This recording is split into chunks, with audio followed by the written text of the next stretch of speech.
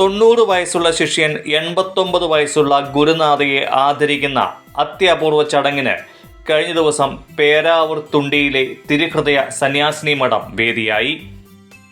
Peravoor Saint Joseph's ഹൈസ്കൂളിൽ 8ാം തരത്തിൽ തന്നെ മലയാളം പഠിപ്പിച്ച സിസ്റ്റർ ബോണിഫൈസിനെയാണ് Karikkottakkari saint Thomas UP school retired പ്രധാനാധ്യാപകനും മദ്യനിരോധന സമിതി മുൻ സംസ്ഥാന സെക്രട്ടറിയുമായിരുന്ന കണ്ടത്തിൽ മാത്യുച്ചേട്ടൻ ആദരിച്ചത്.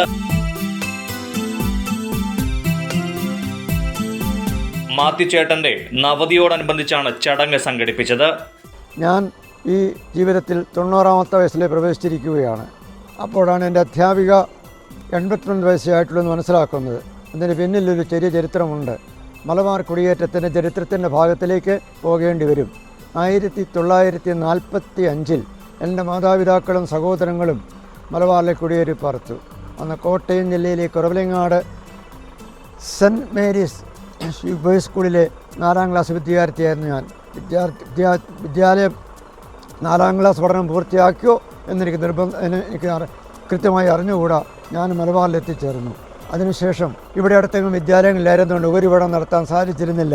വീട്ടു കാര്യങ്ങൾ സഹായിച്ചുകൊണ്ടും വീട്ടിൽ ധാരാളം കന്നുകാലി ഉണ്ടായിരുന്നു, അവയെ പോറ്റിയും ഒരു ഗോപാലനായി ഞാനും കഴിഞ്ഞുകൂടുകയായിരുന്നു.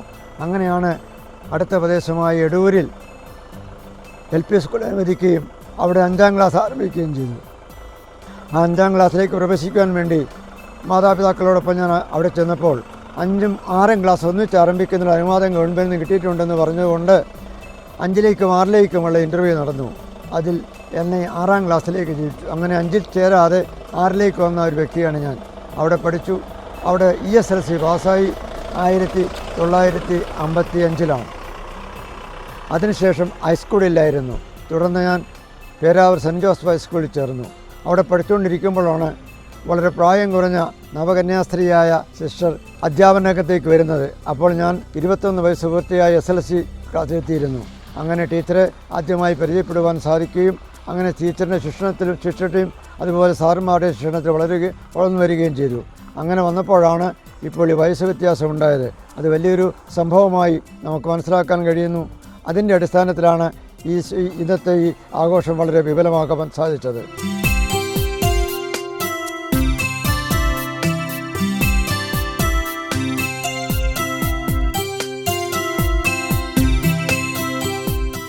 ഞാൻ ആദ്യമായിട്ട് ഹൈസ്കൂൾ ക്ലാസ്സിലേക്ക് എന്നെ റോക്കി സാർ കയറ്റിവിട്ട സമയത്ത് മാത്യു സാറിൻ്റെ ഒക്കെ ക്ലാസ്സിലാണ് ആദ്യം ചെല്ലുന്നത്.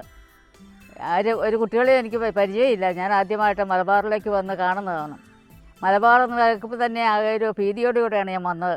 പക്ഷേ ഇവിടെ വന്നു കഴിഞ്ഞപ്പോൾ എല്ലാം നല്ല അന്തരീക്ഷവും നല്ല നമ്മുടെ ആൾക്കാരും എല്ലാം ധാരാളമായി കണ്ടുകൊണ്ട് വലിയ സന്തോഷവും സംതൃപ്തിയും തോന്നി. എനിക്ക് അങ്ങനെ മലബാർ എന്നുള്ളൊരു ഭയം മനസ്സിലുണ്ടായിരുന്നെങ്കിലും പിന്നീട് അത് പെട്ടെന്ന് തന്നെ മാറി. എനിക്ക് നല്ല സന്തോഷമായി. പിള്ളേരെയൊക്കെ കണ്ടു കഴിഞ്ഞപ്പം പിള്ളേർക്ക് നല്ല സ്നേഹവും സന്തോഷമുള്ള പിള്ളേർ, അവരെയൊക്കെ കണ്ടു കഴിഞ്ഞപ്പോൾ അവരുടെ പിന്നെ പഠിക്കാൻ ആഗ്രഹമുള്ള പിള്ളേരായിരുന്നു. ഇന്നത്തെ കാലത്തൊക്കെ പിള്ളേർക്ക് പഠിക്കാൻ വലിയ താല്പര്യമൊന്നുമില്ല. പക്ഷേ അന്ന് പിള്ളേർക്ക് എങ്ങനെയെങ്കിലും പഠിച്ച് ആളാകണം, പഠിച്ച് മിടുക്കനാവണം എന്നൊക്കെ ഉള്ളൊരു ചിന്തയുണ്ടായിരുന്നു. അങ്ങനെ ആ കുട്ടികൾക്കൊക്കെ നല്ല താല്പര്യം ഉണ്ടായിരുന്നുകൊണ്ട് അവർക്കൊക്കെ നല്ല ഭാവി ലഭിച്ചതായിട്ട് എനിക്ക് സന്തോഷമുണ്ട്.